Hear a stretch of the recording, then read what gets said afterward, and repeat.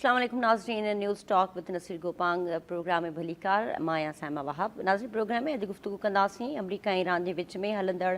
जेका छिकताण आहे उन जे हवाले सां ओवरऑल जेको आलमी मंज़रनामो आहे उन में तमामु घणियूं तब्दीलियूं रोनुमा थी रहियूं आहिनि। अॼु उन्हनि तब्दीलियुनि खे ज़िक्र हेठि आणींदासीं। उनखे अलावा हिन वक़्तु रीसेंट जेका सूरत हाल आहे आबना हुर्मुज़ जे हवाले सां ईरान पारां वाज़े तौर ते पैगाम ॾिनो वियो आहे त आबना हुर्मुज़ जे अंदरि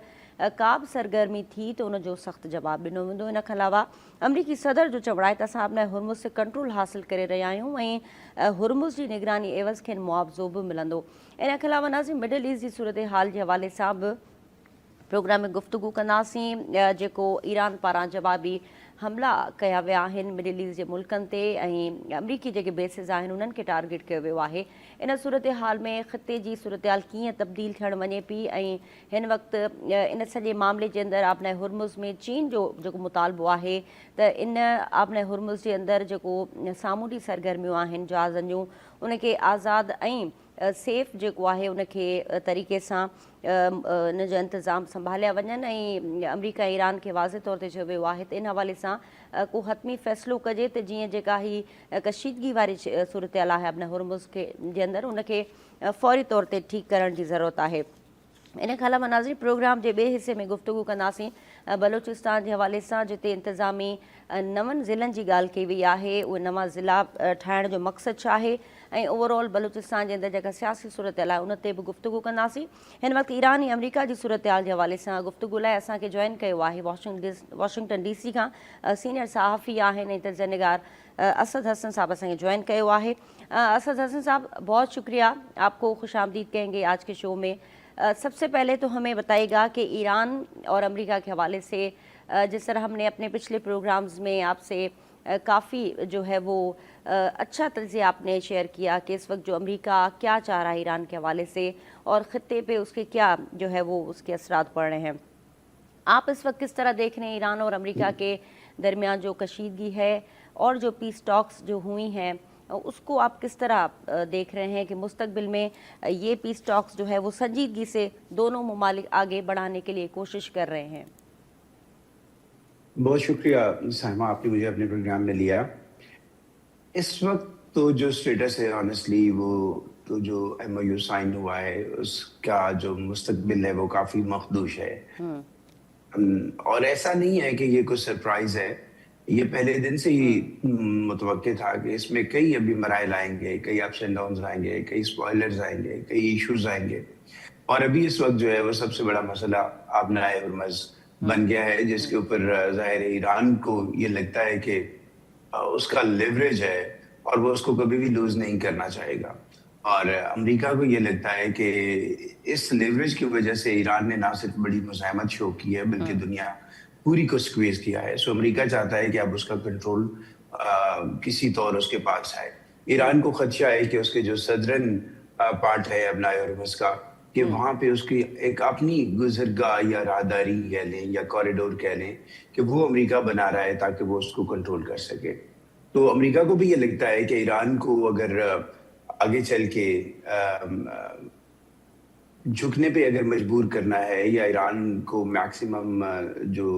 अमेरिका की डिमांड्स हैं उसके मुताबिक उसको मोल्ड करना है, तो आबना हुर्मुज़ का कंट्रोल उसके पास नहीं होना चाहिए। सो इस वक्त जो बोन ऑफ कंटेंशन है वो आबना हुर्मुज़ बन गया है। ये बड़ा अनफॉर्चुनेट है, बड़ी एक्सटेंसिव डिप्लोमेसी हुई है और दुनिया को उम्मीदें लगी थी MOU के साइन होने के बाद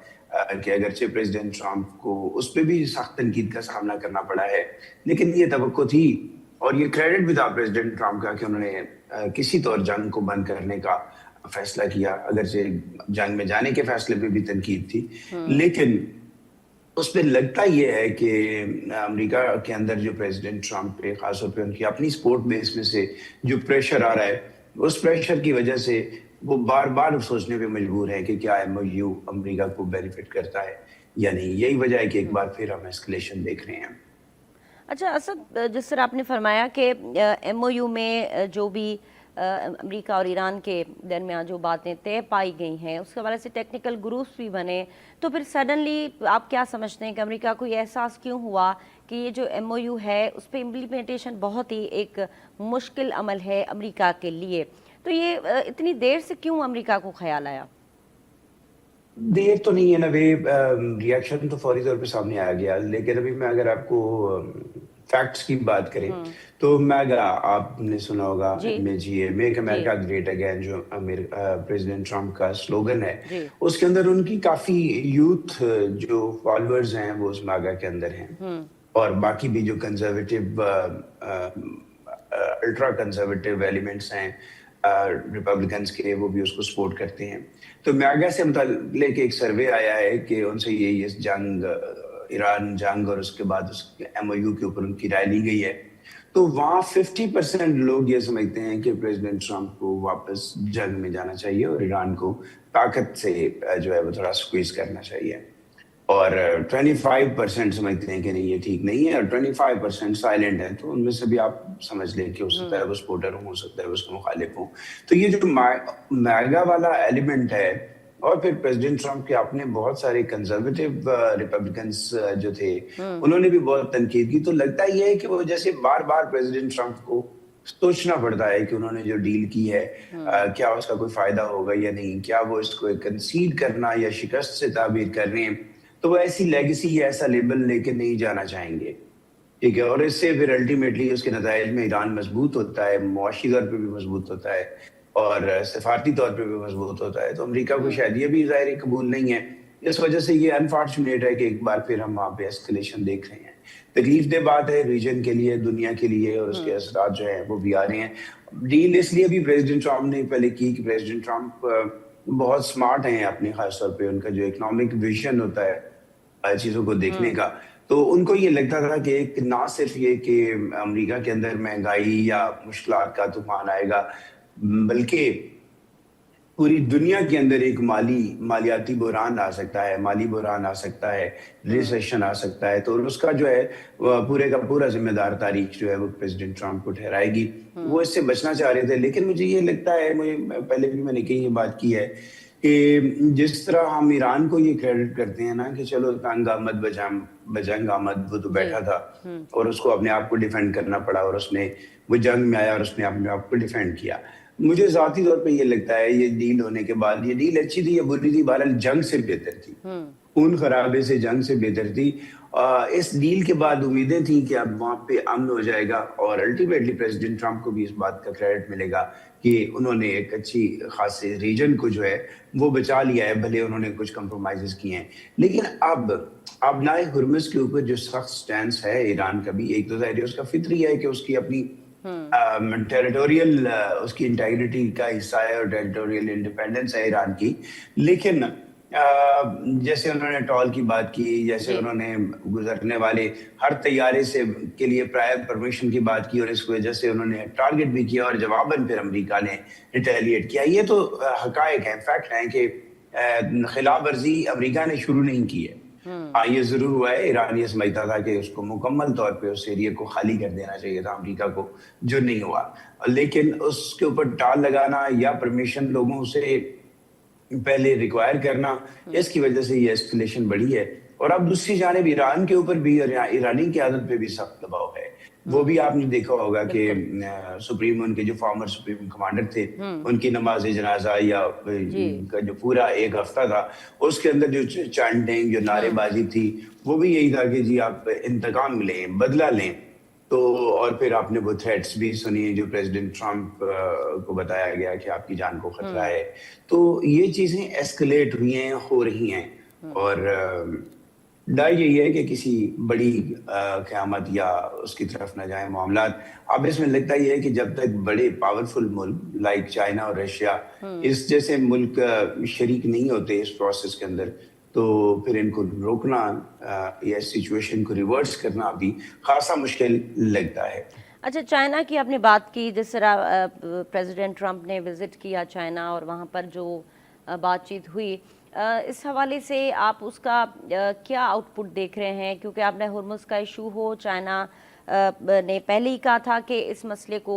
सफारती और डायलॉग के थ्रू हल किया जाए, लेकिन हमने देखा कि सदर ट्रम्प की जानिब से वही हमले, वही जो है धमकियाँ, वो सिलसिला जारी रहा। तो आपको लगता है कि इस सूरत हाल में कोई भी मुल्क नहीं आना चाह रहा, इवन चाइना है या रशिया है, वो नहीं आना चाह रहे, क्योंकि इस वक्त जो है دونوں جو ممالک ہیں وہ اپنے طاقت کا مظاہرہ کر رہے ہیں اور دونوں جو ہے اپنے ہرمز کے حوالے سے بھی جو ہے اپنے پاور کو استعمال کرنے کی بات بھی کر رہے ہیں. تو آپ کو لگتا ہے کہ اس صورتحال میں چائنا کے لیے یہ سوٹیبل ہوگا کہ وہ اس جنگ میں مداخلت کرے اور کسی سولوشن کی طرف دونوں فریقوں کو لے کر جائے؟ دیکھیے صاحب، میرا خیال ہے کہ ظاہر ہے اگر آگ لگی ہو تو اس میں پانی بجھانے کا تو کوئی ٹائم نہیں ہوتا، پانی ڈالنے کا. جی بہت رائٹلی اور بہت جسٹیفائڈ اور بڑے مؤثر انداز میں کی ہے. اب جنگ اگر 3 مہینے ہمیں اس میں ڈیلے نظر آیا ہے، یا جیسے امریکہ تھریٹ کرتا تھا کہ ہم سویلائزیشن کو ختم کر کے رکھ دیں گے، اس صورتحال کو اگر آپ دیکھیں تو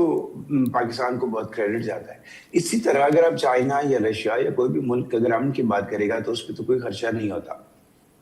اس جنگ میں جانے سے مراد اگر کوئی پارٹی بننا ہے، فریق بننا ہے، تو پھر اس کے کانسیکوینسز ہیں، پھر اس کے نقصان ہیں. تو پارٹی فریق نہیں بننا چاہیے، لیکن اگر پیس کی بات ہے تو وہ ضرور کرنا چاہیے. وہ اسی لیے چائنا نے پہلے بھی کہا ڈپلومیٹکلی حل کریں. اور اب اگر ریجن کے اندر یا چائنا کے پڑوس میں اگر یہ سب کچھ ہوگا تو اس سے یہ تو نہیں ہے کہ چین متاثر نہیں ہوگا، اس کی اکانومی متاثر نہیں ہوگی، اس کی ٹرانسپورٹیشن متاثر نہیں ہوگی.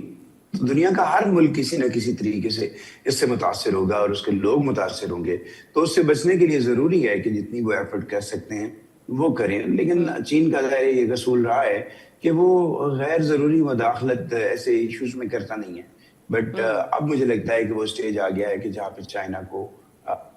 ایک اچھے میڈیٹر کے طور پہ دنیا کی ایک پریزیڈنٹ ٹرمپ خود کہہ چکے کہ ظاہر ہے وہ ایک شیئرنگ سپریم پاور ہے دنیا کے اندر، بڑی پاور ہے، تو ان کو رول پلے کرنا چاہیے اس کے اندر. اور رشیا جس طرح ابھی ہم بات کریں میڈیشن کی، پاکستان، قطر اور مصر کی جو ثالثی کا رول آپ نے دیکھا، اس وقت آپ کیا سمجھتے ہیں کہ جو ثالث ممالک ہیں ان کے لیے کیا چیلنجز ہیں، ان کو کیا حکمت عملی اختیار کرنی چاہیے اس وقت اس صورتحال میں، تاکہ جو کشیدگی ہے اس میں کچھ کمی آ سکے اور جو معاملات ہیں وہ پیس ٹاک کے حوالے سے ہی ان کا جو ہے کوئی نہ کوئی حل نکلے؟ اس میں تو کوئی شک نہیں ہے کہ ثالث وہ ترکی ہو، وہ قطر ہو، پاکستان ہو، پاکستان پرائمریلی چیلنجز تو ہیں اس وقت. اور آپ نے تھوڑا دیکھا ہوگا کہ ایفرٹ ہونے کے باوجود تھوڑا اب یہ تاثر آنے لگا ہے کہ ثالث بھی تھک رہے ہیں. جی اب اگر دو جو متعارف فریق ہیں، ایسا تو نہیں کہ ان کا نقصان نہیں ہو رہا، جانی مالی ہر طرح کا نقصان ہو رہا ہے، دونوں طرف سے ہو رہا ہے. امریکہ میں اگر آپ دیکھیں تو آلموسٹ ایک رف جو اندازہ ہے کہ 50 سے 60 بلین ڈالر آلریڈی اس پہ خرچ ہو چکا ہے. اور اتنی قیمت لوگوں نے مہنگائی کی شکل میں دی ہے، ان کی پاکٹ کے اوپر بھی برڈن آیا ہے ود ان کنٹری. تو قیمت تو ہر کوئی دے رہا ہے. میرے جیسا ایک عام آدمی جو بیٹھا ہے، پیسفل آدمی بیٹھا ہے، وہ بھی اس جنگ کی قیمت دے رہا ہے امریکہ کے اندر بیٹھ کے. تو اسی طرح ایران کے اندر آپ دیکھ لیں، وہ دنیا میں آلریڈی آئسولیٹڈ تھے اور اس جنگ کے بعد جو ہے وہ ان کی مالی حالت مزید کمزور ہوئی ہے، پریشرز مزید ان کے اوپر بڑھے ہیں. تو لیکن اس کے باوجود اگر وہ لڑنے پہ تیار ہیں، آئی ڈونٹ نو کہ ایران کی کیلکولیشنز کیا ہیں. مجھے کبھی کبھی ڈر لگتا ہے کہ ایران مس کیلکولیٹ کر رہا ہے، مس ریڈ کر رہا ہے چیزوں کو. اس کو لگتا ہے کہ وہ کسی طرح اس جنگ کو بڑھاوا دے اور نومبر تک لے جائے، پریزیڈنٹ ٹرمپ کی پارٹی جو ہے الیکشن ہار جائے. پریزیڈنٹ ٹرمپ اب یہ کہتے ہیں کہ مجھے اس کی پرواہ نہیں ہے. اگر کوئی یہ سمجھتا ہے کہ میں مڈ ٹرم الیکشن کے لیے بیک ٹریک کروں گا یا مڈ ٹرم الیکشن کو جیتنے کے لیے اٹیک کروں گا، مجھے اس کی پرواہ نہیں ہے. میں جو ڈے ٹو ڈے سچویشن ہے میں اس کو ڈیل کرنے کی کوشش کر رہا ہوں. تو اگر اس مس ریڈنگ میں امریکہ ویسا ہی قدم اٹھا لے جیسا پریزیڈنٹ ٹرمپ تھریٹ کر چکے ہیں، تو پھر سوچیں کہ اس کے کانسیکوینسز کیا ہیں. اور دوسری ایک بات، اس میں کوئی شبہ نہیں ہے کہ ایران نے مزاحمت شو کی ہے، لیکن کب تک؟ جب ایکسٹریم پہ یہ چلی جائے گی یہ جنگ تو اس کا نتیجہ تو تباہی ہے. الٹیمیٹلی تو میں یہ نہیں کہہ رہا کہ سویلائزیشن مٹ جائے گی، بڑی ریزیلینس ہے قوم کے اندر، لیکن نقصان ایسا ہو جائے گا جس کو سمیٹنے میں بہت وقت لگے گا، جس سے سنبھلنے میں بہت وقت لگے گا. ایران آلریڈی بہت تکلیف میں ہے، ہم سب محسوس کر سکتے ہیں اس کی تکلیف کو، لیکن بات چیت کی طرف آنا چاہیے. اور یہ جو چھوٹے موٹے انٹرسٹ ہیں اس کی طرف ذہن دوڑانے کی ضرورت نہیں ہے. پیس کی بات ہو رہی ہے, پیس کریں, تھوڑا ایک دو قدم پیچھے بھی ہٹنا پڑتا ہے. میں مذہبی اسکالر نہیں ہوں, نہ میں اس کا ریفرنس دینا چاہتا ہوں, لیکن اگر ہم 1400-1500 سال پہلے کے کچھ معاہدوں کی بات کریں تو اپیرنٹلی ایسے تھے کہ لگتا تھا کہ تکلیف دہ ہیں مسلمانوں کے لیے, آپ صلی اللہ علیہ وسلم کے لیے اور ان کے ظاہر رفقا کے لیے, لیکن آپ صلی اللہ علیہ وسلم کے وزڈم نے یہ پروو کیا کہ پھر وہ فائدے میں آئے. تو ایرانی لیڈرشپ کو بھی اگر ایک دو قدم پیچھے ہٹنا پڑے تو ہٹنا چاہیے, لچک دونوں طرف ہونی چاہیے. اچھا, اس کے حوالے سے بتائیے گا کہ ایران میں جب سے یہ جنگ ہے تو مڈل ایسٹ کے حوالے سے جو ممالک ہیں جن پہ جوابی اٹیکس ایران کر رہا ہے, امریکی بیسز, آپ کیا سمجھتے ہیں کہ امریکی بیسز کی جو ضرورت اور جو اہمیت اس جنگ سے پہلے تھی, کیا اب تک وہ برقرار ہے مڈل ایسٹ کے اندر؟ بڑا یہ مشکل سوال ہے آپ کا, یہ اس کا جواب دینا بڑا مشکل ہے. اس کی وجہ یہ ہے کہ اوورال تو جو کانفیڈنس ہے خلیجی ممالک کا وہ شیٹر ہوا ہے. ان بیسز کا مقصد کیا تھا؟ ان بیسز کا مقصد یہ تھا, پرائمریلی دو مقصد ہیں. یعنی امریکہ کے لیے, امریکہ جو ہے وہ سیکیورٹی گارنٹی کر رہا ہے کیونکہ ایران کے خلاف ایک طرح سے سنی بلاک وہاں پہ موجود ہے اور امریکہ ان کو گارنٹی کر رہا ہے ان کی سیکیورٹی کو, اور پروو یہ ہوا ہے کہ امریکہ وہ گارنٹی نہیں دے سکتا ہے. اور انہوں نے اڈے کیوں دیے ہوئے تھے؟ اس لیے دیے ہوئے تھے کہ ایک ان کو سیکیورٹی مل رہی ہے, دوسرا جو ٹیکنالوجیکل ایڈوانسمنٹس ہیں وہ بھی امریکہ شیئر کرے گا ان کے ساتھ. تو اب لگتا یہ ہے کہ ایک ری وزٹ تو کریں گے سارے لوگ ان بیسز کو رائٹ اوے. یہ نہ تو یہ ختم ہوتی ہوئی نظر آ رہی ہیں اور نہ ہی یہ زیادہ کوئی ان کو فائدے مند نظر آ رہی ہیں. تو ڈاؤن دا روڈ میں بھی 2-4-6 سال کے بعد اس کی کوئی حیات یا اس کی کوئی شکل بدلے یا پورا ایک سیکیورٹی پیراڈائم جب تک نیا وجود میں نہیں آ جاتا تب تک تو یہ رہیں گی. لیکن اٹیکس جو ہیں خلیجی ممالک کے اندر انہی بیسز کو ٹھکانہ بنایا جا رہا ہے. ظاہر ہے وہ ہدف اس میں 100% ایکوریسی بعض وقت نہیں بھی ہو سکتی, تو وہ تو جسٹیفائڈ بظاہر نظر آتا ہے. مطلب ہمارے یہاں عام طور پر لوگ کہتے ہیں کہ دیکھیں ایران اپنے خلیجی ملکوں پہ اٹیک کیوں کر رہا ہے. اگر ایران کے اوپر اٹیک انہی ملکوں سے ہو رہے ہیں, انہی ملکوں سے ہو رہے ہیں, تو وہ الٹیمیٹلی وہی ریسپونڈ کرے گا.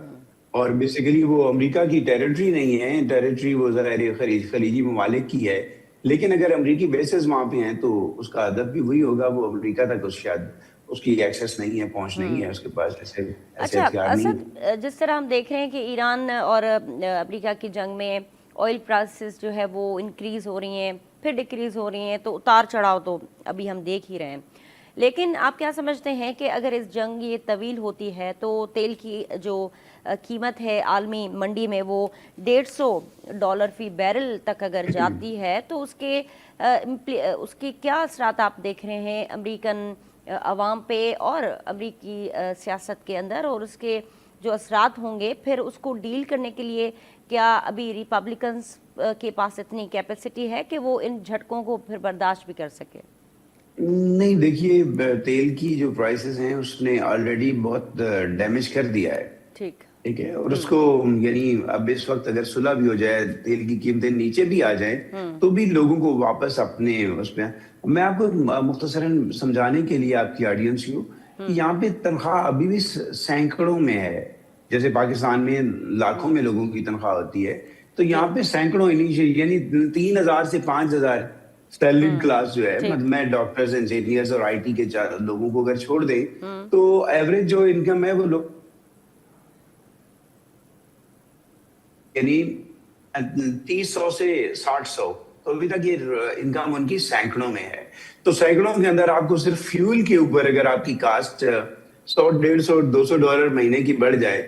تو وہ غیر معمولی ہے. وہ لوگ اتنا آسانی سے اس کو افورڈ نہیں کر سکتے. تو باقاعدہ آپ کو لوگ اس کی کمپلینٹ کرتے ہوئے نظر آتے ہیں. آپ لوکل چینلز دیکھیں, اخبار پڑھیں, تو ان کے بجٹ کے اوپر بہت بھاری ہو جاتا ہے.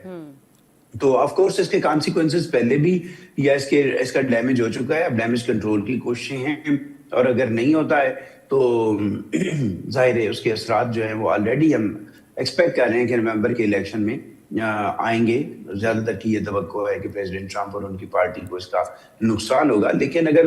وہ بالفرض اگر فل سکیل وار شروع ہو جاتی ہے اور اس وار کو وہ پریزیڈنٹ ٹرمپ ابھی تک تو جسٹیفائی نہیں کر سکے کہ یہ جنگ کیوں ضروری تھی. لیکن اگر ایران سے ایسی چیزیں سامنے آ جاتی ہیں یا ایسی رپورٹ سامنے آ جاتی ہیں جس سے لگے کہ امریکہ کی سیکیورٹی ایٹ اسٹیک تھی, تو اس جنگ کو الٹیمیٹلی پھر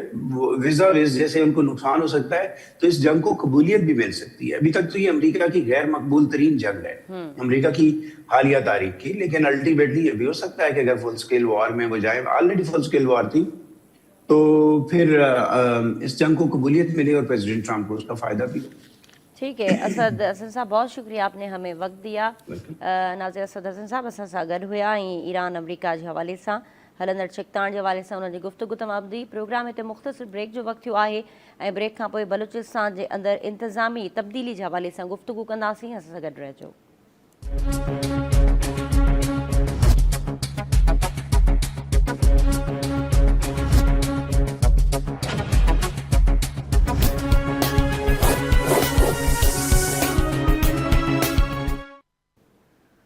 वेलकम बैक नाज़रीन. प्रोग्राम में हिन वक़्तु गुफ़्तगू कंदासीं बलूचिस्तान जे हवाले सां. बलूचिस्तान जे इंतिज़ामी मामलनि में कुझु तब्दीलियूं साम्हूं अचनि पियूं. इन वक़्तु बलूचिस्तान जे अंदरि डिवीज़न जे हवाले सां 4 नवां डिवीज़न ऐं 5 नवां ज़िला क़ाइमु करण जे हवाले सां नोटिफिकेशन जारी कयो वियो आहे. बुनियादी तौर ते इन्हनि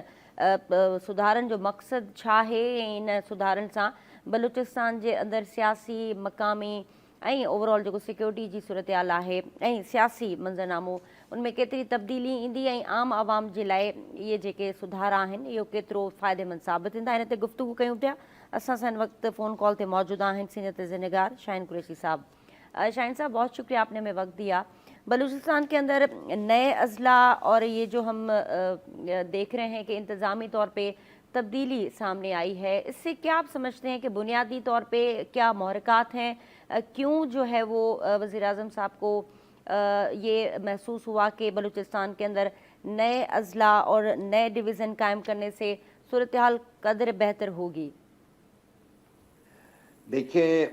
ये बहुत अहम सवाल आपने जो है साइमा साहब किया कि किस तरह से हम इसका जायजा लें कि भाई इसको पॉजिटिवली देखने की कोशिश करें, क्योंकि इस वक्त ब्लीड हो रहा है हमारा बलूचिस्तान और हमारी जो यूथ है, जो हमारा मुस्तकबिल और हमारे हराबल दस्ता होना चाहिए थी, उनमें बहके हैं लोग, चाहे वो फितनतुल क्या हिंदुस्तान कहते हैं, किस तरह भी हैं. ये तो एक बात तय है कि इंडिया हमारी इस सिचुएशन से खेल रहा है और पैसे लगाएगा, क्योंकि लड़ाई महंगी पड़ती है. और इस तरह जो है ना, ये स्पॉन्सर्ड लड़ाइयाँ करवाना, प्रॉक्सी लड़ाइयाँ करवाना, ये मॉडर्न दौर का एक तरीका है जिसमें आप ब्लीड ज्यादा करवाते हैं दुश्मन को, कि आपकी फौजी मूवमेंट होती है, ऑपरेशन करते हैं और अगले लोग इनसाइड गुरिल्ला वार करते हैं, खुदकुशी करके भाग जाएं या गाड़ी पे बम लगा के भाग जाएं. तो इसमें इंडिया तो मुलव्वस है, इसमें कोई सेकंड जो है बात नहीं है. इंडिया के साथ इसराइल भी शामिल है, क्योंकि जब हमारे पर हमला किया इंडिया ने तो उसके अंदर इसराइल की पूरी शमूलियत थी और इसराइल ने भरपूर तरीके से उनको ड्रोन भी दिए और स्ट्रेटजी भी दी. और जाहिर है कि हमें जिस तरह इंडिया की खास तौर पे ये हिंदुत्व हुकूमत दुश्मन समझती है, उसी तरह हमें इसराइल जो है कभी तस्लीम नहीं करता. और उन्हें पता है कि अगर कोई मुसलमान मुल्क है जो मिलिटरीली कोई अपनी हैसियत रखता है, जिसने ख़ास तौर पे गुज़िश्ता जो है वाक़यात में मई की जंग में इंडिया को जो ज़िल्लत आमेज़ सबक दिए, तो वो सारी चीज़ों को जब आप मद्देनज़र रख के देखते हैं तो ये समझ में आ जाता है कि चाहे हमारे अफ़गानिस्तान के बॉर्डर पर वहाँ पैसा देकर और हमारे अंदरूनी मामलात ख़राब करके खैबर पख्तूनख्वा में जिन लोगों को यहाँ पर घुसाया गया, वो भी इंटरनल हमारे पीस को, अमन को, तरक्की को और बम धमाके, हमारे अफवाज शहरियों को टारगेट करना, हमारे पुलिस के जवानों को, अफसरों को, पुलिस स्टेशनों को हमलावर होते हैं, تنصیبات پر حملہ آور ہوتے ہیں. اسی طرح بلوچستان میں صورتحال چل رہی ہے، جس سے ہم ایک دو صوبوں کے اندر اس سچویشن میں ہیں، جو کہ ایک ایسا ملک جو اس وقت جو ہے اقتصادی جو ہے استحکام کی طرف جسے جانا چاہیے تھا، جو ایک ایسے پروسیس سے نکلا ہے کہ جہاں ملک دیوالیہ کی دیوار پہ یا کنارے پہ کھڑا تھا، وہاں سے لانے کے بعد آپ کو اس کے اندر کئی ایلیمنٹ ایڈ کرنے تھے کہ فورن انویسٹمنٹ آئے، آپ کی ایکسپورٹ بڑھیں، آپ پروجیکٹ لگائیں، جابز دے سکیں، اور ملک کے اندر جو ہے نوجوانوں کو جاب ملے، بے چینی ختم ہو، مہنگائی ختم ہو، جس کی وجہ سے سیاسی استحکام ہو، اور سیاسی استحکام معاشی استحکام کے بغیر نہیں ہوتا، سیاسی استحکام کے بغیر بھی سیاسی استحکام نہیں ہوتا. اب یہ جو صورتحال رہی، اس میں یہ دعوت تو دی جاتی رہی کہ وہ لوگ جو اپنے آپ کو پاکستان کے آئین کو تسلیم کرنے کے بعد ان کے گریونسز ہیں وہ آئیں بات کر لیں، لیکن جو گن اٹھا کے بات کرے گا اس سے تو ظاہر ہے بات نہیں کی جا سکتی. بر صغیر کی تاریخ میں ہم خالصتان کی تحریک کو دیکھتے ہیں تو اندرا گاندھی جو کافی جو ہے انگیج کرنا چاہتی تھی، لیکن وہ نہیں سنبھال سکی اور اپنی انہیں جان دینی پڑ گئی کہ سنت جرنیل سنگھ بھنڈرامالہ نے جو ہے اس سطح پر لے گئے اس ساری جنگ کو کہ سکھوں کا بہت بڑا قتل عام بھی ہوا، اور بعد ازاں انڈیا کے جو ہیں حالات بھی لا اینڈ آرڈر کے خراب ہوئے، اور یہ بھی ہوا کہ آج عالمی سطح پر خالصتان کے لیے سکھ جو ہیں ریفرینڈم کرواتے پھر رہے ہیں. یعنی وہ ایک عالمگیر مسئلہ بن گیا. یہی اب ہمارے بلوچستان کی صورتحال ہے. ہم بالکل کھل کے اگر بات کریں تو بلوچستان میں جس طرح انڈیا نے فائنینشیل اسسٹنس دی ہے، فنڈز جو ہیں دیے ہیں، مطلب ایک جہاز گرنے پر جتنے ملین ڈالر آ جاتے ہیں، اگر آپ اتنے ملین ڈالر کسی جو ہے ایکسٹریمسٹ گروپ کو، دہشت گرد گروپ کو دے دیں، اس کو اگر آپ کنورٹ کریں پاک روپیز میں تو کافی زیادہ فنڈ بن جاتے ہیں، اور اس کے ذریعے کافی جو ہے تباہی ہوتی ہے. تو ہم یہ سمجھتے ہیں کہ یہ پاکستان میں مداخلت انڈیا کے ذریعے بالکل ہو رہی ہے. اس کو کوئی بھی سیاسی مخالفت رکھنے والا آدمی بھی ڈس ایگری نہیں کر سکتا کہ ہمارے ملک کے اندر اس طرح کی اگر کوئی ڈیمانڈ کرے گا، پہاڑوں پہ چڑھ جائے گا اور زبان اس کی جو ہے گولی بن جائے گی، تو گولی کی تو کوئی بولی نہیں ہوتی، گولی کا جواب پھر گولی سے آتا ہے. تو یہ ایک بدقسمتی کا آغاز ہوا ہے. اور دوسرے نمبر پر یہ ایک بات گزشتہ دنوں میں ڈیبیٹ ہوئی ہے کہ جو آصف علی زرداری صاحب نے آغاز حقوق بلوچستان شروع کیا، 100 ارب بھی دیے، لیکن وہ پیسے عوام پر لگتے نہیں ہیں، وہ کچھ کھائے پیے جاتے ہیں، اور گڈ گورننس نہ ہونے کی وجہ سے اس کا کیا طریقہ کار ہو کہ بھئی عوام کی سطح پر وہ تبدیلی محسوس ہو کہ وہ لوگ اپنے سڑکوں کو، اسکولوں کو، شفا خانوں کو، اسپتالوں کو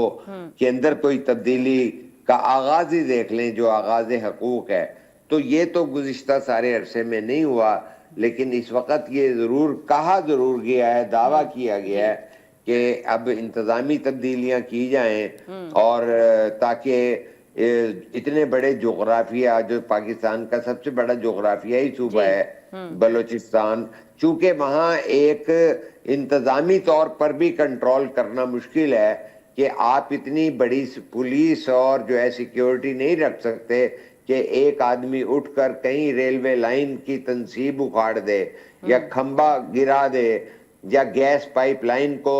چھوٹی سی کوئی بم لگا کے اڑا دے، تو اس کو کے پیچھے بھاگ رہے ہوں گیس کی بحالی کے لیے، تو ادھر بجلی کی بحالی کے لیے. تو ایک تو وہاں پر سیکیورٹی کے تقاضوں یہ ہیں کہ وہاں انتظامی جو ہیں سب ڈویژن کرنا ان کا مقصد ہو سکتا ہے. ایک یہ ہو سکتا ہے کہ جتنا زیادہ مقامی شمولیت ہوگی تو وہاں پر جو بجٹ دیے جائیں گے اس کے اندر گڈ گورننس لانے کی کوشش کی جائے کہ بھئی تاکہ لوگوں کو زمین کے اوپر کوئی جو ہے تبدیلی کے آثار بھی نظر آئیں. تو اس انداز سے یہ بھی کر لیں. لیکن میں یہ سمجھتا ہوں کہ جو پازیٹیو پاکستان کے آئین کو ماننے والے لوگ ہیں بلوچستان کے اندر، ان کو بھی جو ہے متحرک کرنا ضروری ہے، اور ان تمام کو لے کر کوئی ایسی گول میز کانفرنس کریں جس کے اندر تمام لوگ بیٹھیں، تاکہ بعد ازاں شکایت اور شکوے نہ ہو، اور کوئی ایسی قومی پالیسی وضع کی جائے۔ درست ہے کہ یہ آپریشن شعبان ہو رہا ہے کہ جو ہمارے مزدوروں کو یا حجام کو کہ جی وہ پنجاب سے آئے ہیں انہیں مارنا چاہے گا، تو وہ تو کسی بھی انسان کو کیسے کوئی پاکستانی کو قتل کر سکتا ہے؟ ٹھیک ہے، وہ اچھا نہیں اس کی اجازت دی جا سکتی۔ آپ نے جس طرح فرمایا کہ انتظامی جو تبدیلی اب ہم دیکھیں گے بلوچستان کے اندر، اس کا بنیادی جو مقصد ہے وہ گڈ گورننس ہے، اس کے علاوہ جو ترقیاتی منصوبے ہیں اس پہ مؤثر عمل درآمد نہیں ہوتا، بلوچستان کی عوام کو جو بنیادی سہولیات ہیں وہ نہیں مل پائیں آج تک، اور وہ جیسے کہتے ہیں کہ وہ اس وقت پاکستان کی جو سرکار ہے اس سے سخت ناراض ہے۔ تو جو آپ نے ایک پالیسی کی بات کی، آل پارٹیز کانفرنس ہونی چاہیے اس پہ، سیاسی جو اس کے مسائل ہیں، جو ایک غیر یقینی کی صورتحال ہے بلوچستان کے اندر، اس حوالے سے صرف یہ انیشیٹو کے اضلاع بڑھا دیے جائیں، تنظیمی ڈھانچہ اس کو تبدیل کر لیا جائے، تو یہ کیا کافی ہوگا بلوچستان کو جو اس وقت ضرورت ہے، اور جتنے وہاں کے مسائل ہیں، تو یہ جو ہم بیبی سٹیپس لے رہے ہیں اس سے کیا وہ پازیٹیو یا پھر وہ خاطر خواہ نتائج ہمیں مل پائیں گے؟ دیکھیے میں تو سمجھتا ہوں کہ اچھا جذبہ ہونے کے باوجود جتنی سچویشن، جتنے بڑے بڑے دشمن اور جتنے بڑی دولتیں خرچ کی جا رہی ہیں پاکستان کو ڈی سٹیبلائز کرنے کے لیے، اور خاص طور پہ جب پاکستان کا خارجہ امور میں عالمی سطح پر یہ امیج بنا،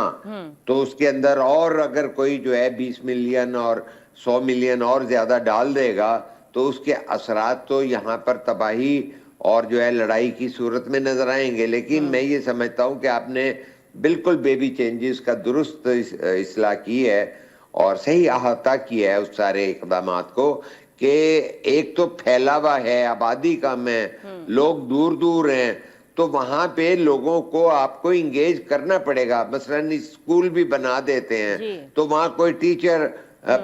5 اسٹوڈنٹ کے لیے ٹیچر جانے کو تیار نہیں ہے، ٹیچر میں جانے کو تیار ہوں تو میں انسیکیور محسوس کر رہا ہوں راستے میں، یا رات کو کوئی آ کے مار جائے گا۔ تو کہنے کا مقصد ہے کہ چیزیں اس سے پہلے کہ ہاتھ سے مزید نکل جائیں اور بہت ملٹری ایکشن کا منظرنامہ بن جائے، ہمارے پاس جتنی سیاسی قوتیں ہیں، چاہے مذہبی ان کے اینگل ہیں، چاہے نیشنلسٹ ہیں، چاہے نیرو نیشنلسٹ ہیں، لیکن وہ پاکستان کے آئین کو تسلیم کرتے ہیں، ان کو شامل کیا جائے، انکلوسیو پالیٹکس کی جائے۔ جس طرح دیکھیں ہم قومی سطح پر جب بھی تجویز کرتے ہیں کہ بڑے معاملات کو حل کرنا ہے مدبرانہ طریقے سے، تو ہم ہمیشہ کہتے ہیں کہ رول پاکستان کے پارلیمانی نظام میں پارلیمنٹ کے ذریعے ہوتا ہے۔ تو ایک آپ تمام اقدامات کریں کہ پارلیمنٹ میں بھی تمام پارٹیوں کو لے کے جائیں، لیکن چونکہ عمومی تاثر یہ ہے کہ پارلیمنٹ میں کوئی کہہ دے گا کہ فارم 47 والے ہیں، یہ فلانے ہیں، تو یہ سمجھتا ہوں کہ اس سے بڑا فورم ہونا چاہیے۔ جتنے بھی سٹیک ہولڈر ہیں، جتنے بھی سیاسی گروہ ہیں، جتنے بھی جو ہے سماجی گروہ ہیں، ان تمام سٹیک ہولڈرز کو، تاجروں کی تنظیموں کو جو بلوچستان میں ہیں، جو صنعت کار ہیں، ان ساروں کو جو ہے شمول انکلوسیو کر کے آپ کریں۔ ایک ٹوٹل ملٹری آپریشن جو ہے اس کا عالمی سطح پر پروپیگنڈا اگر ہوا تو وہ اچھا نہیں ہوگا۔ مجھے یہ لگ رہا ہے کہ ایک احساس ہے کہ ایسا نہیں ہونا چاہیے۔ شمولیت کروائیں ہر بلوچی آدمی کی، چاہے وہ پشتون ہے، چاہے وہ بلوچی ہے، جو بھی بلوچستان میں رہنے والا باشندہ ہے، اس کو احساس دلوائیں کہ وہی جو ہے بلوچستان کا مالک ہے اور اس کی شمولیت کسی نہ کسی شکل میں ہے۔ اوپر سے آنے والے فیصلے نہیں لگنے چاہیے، یہ لگنا چاہیے اور میکسیمم بڑھائیں۔ اور جو اس وقت حکمران جماعت ہیں، پیپلز پارٹی یا مسلم لیگ نون بلوچستان میں، انہیں بھی اپنا جو ہے اعلیٰ ظرفی کا پاکستان کے مفاد میں ثبوت دینا چاہیے کہ وہاں پہ دیگر جو پولیٹیکل گروپس ہیں ان کو انکلوسیو کریں، ہر پالیسی میں اسکول بھی بنا رہے ہیں، کوئی جو ہے لا اینڈ آرڈر کا مسئلہ بھی ہوتا ہے انہیں لائیں، اگر کہیں حملہ آتا ہے وہاں پہ بھی لائیں، ان کو ہاسپٹلز میں بھی لے کے جائیں، ان سے مذمت بھی کروائیں تاکہ لوگ جو ہیں شامل ہوں اور ان کا ٹرسٹ لیول بڑھے، ان کا اعتماد جو ہے اس میں اضافہ کیا جائے، کیونکہ بیچ میں جو خلیج ہے اس کا دشمن فائدہ اٹھاتا ہے، پھر پروپیگنڈا ہوتا ہے، پھر سوشل میڈیا کے دور میں پروپیگنڈا بڑا مہلک ہوتا ہے کہ پرانی ویڈیو دے کے کہہ دیں جی اتنے بندے وہاں مار دیے گئے ہیں۔ تو میں یہ سمجھتا ہوں کہ تمام جو ہیں لوگوں پر مبنی کمیٹیز بنائی جائیں اور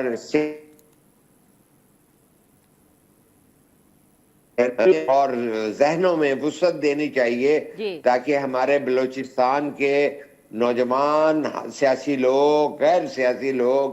مذہبی لوگ، کاروباری لوگ، نوجوانان، خواتین، سب لوگ جو ہیں یہ سمجھیں کہ ہماری شمولیت ہے، ہم پہ کوئی چیز مسلط نہیں کی جا رہی، اور ان کو سہولیات دیں۔ اگر گوادر میں یہ بات ہوتی ہے کہ ہمیں پانی نہیں مل رہا تو پھر دیکھیے اس کو ایکسپلائٹ کر رہے گا، چاہے انڈیا کرے چاہے ان کا جو ہے سہولت کار کرے۔ تو ہمیں تھوڑے سے دل اور دماغ کے علاوہ ہاتھ کو بھی کھلا رکھنا چاہیے ان کے لیے کہ ہمارے دل کے ساتھ، روشن دماغ کے ساتھ ہمارا ہاتھ بھی آپ کی طرف ہے، اور آپ لیں، آپ زیادہ اسکول لیں، آپ زیادہ سڑکیں لے لیجئے، آپ زیادہ جو ہے میڈیکل فیسیلیٹیز لیجئے، ان کے بچوں کو باہر بھی بھیجیں، تعلیم کے لیے بھی بھیجیں، ان کو سینس آف بلونگنگ، ان کا تعلق بنائیں ایک فیصلہ سازی میں۔ میرا خیال جی ٹھیک ہے شاہین قریشی صاحب، بہت شکریہ، آپ نے ہمیں وقت دیا اور اپنے تجزیے سے ہمیں آگاہ کیا۔